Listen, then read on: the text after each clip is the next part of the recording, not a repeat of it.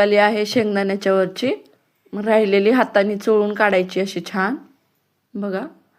मग ते साल निघालेले शेंगदाणे एका वाटीत घेऊन त्याला खलबत्त्याच्या धोंडाने थोडंसं बारीक करून घ्यायचं बघा. मी अशा प्रकारे करून घेतलेलं आहे बारीक मोठं. मग चला आपण आता गुळाची चाचणी करूया. त्यासाठी मी तूप वापरलेलं आहे, अमूलचं गाईचं तूप आहे चाचणी करण्यासाठी गुळाची. मग तूप गरम झाले की आपलं बारीक केलेला गूळ टाकून घ्यायचं त्यामध्ये आणि त्याला चांगलं असं परतून घ्यायचं. गुळाची चाचणी करताना गॅस ना जास्त कमी पण नाही ठेवायचा आणि जास्त पण नाही ठेवायचा, मीडियम ह्याच्यावर ठेवून चांगले गुळाची चाचणी करून घ्यायचं.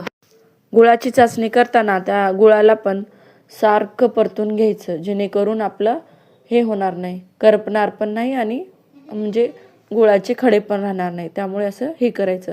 मग आपली चाचणी तयार झाली आहे का नाही हे पाहण्यासाठी एका वाटीत पाणी घ्यायचं आणि त्यामध्ये चाचणीचं थोडं टाकायचं आणि ते थंड झाल्यानंतर पाहायचं.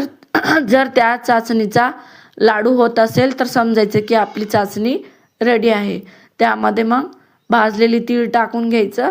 मग त्यानंतर शेंगदाणे पण टाकून घ्यायचं, वाटलेले आपण बारीक टाकून घ्यायचं आणि त्याला चांगलं मिक्स करून घ्यायचं, चांगलं परतून घ्यायचं, मिक्स करून घ्यायचं चांगलं आणि गॅस बंद करून टाकायचा लगेच, जेणेकरून आपली चाचणी जास्त कडक नाही होणार.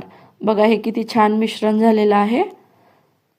आता हे लाडू करण्यासाठी तयार आहे.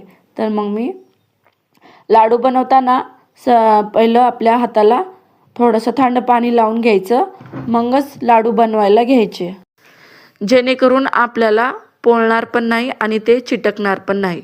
म्हणून मग मी हाताला पाणी लावून घेऊन चालू केलं लाडू बनवायला. आपल्या 5 बोटामध्ये चांगली मॉलिश करून चांगलं प्रेस करून लाडू बनवायचा. हे बघा मी असं मॉलिश करून चांगलं लाडू बनवत होते. फायनली माझा लाडू झाला. मग असं सर्व मिश्रणाचे असं चांगलं लाडू बनवून घ्यायचं. जोपर्यंत गरम आहे तोपर्यंतच लवकरच करून घ्यायचं, नंतर ते करता येणार नाही. मग काय असंच करत करत माझे लाडू झाले बघा फायनली. काही छोटे बांधून घेतलं होतं लाडू, काही मोठे बांधले होते. जर तुम्हाला हे रेसिपी आवडली असेल तर नक्की लाईक करा, शेअर करा. भेटूया अजून एका नवीन रेसिपीसोबत. तर चला भेटूया नंतर.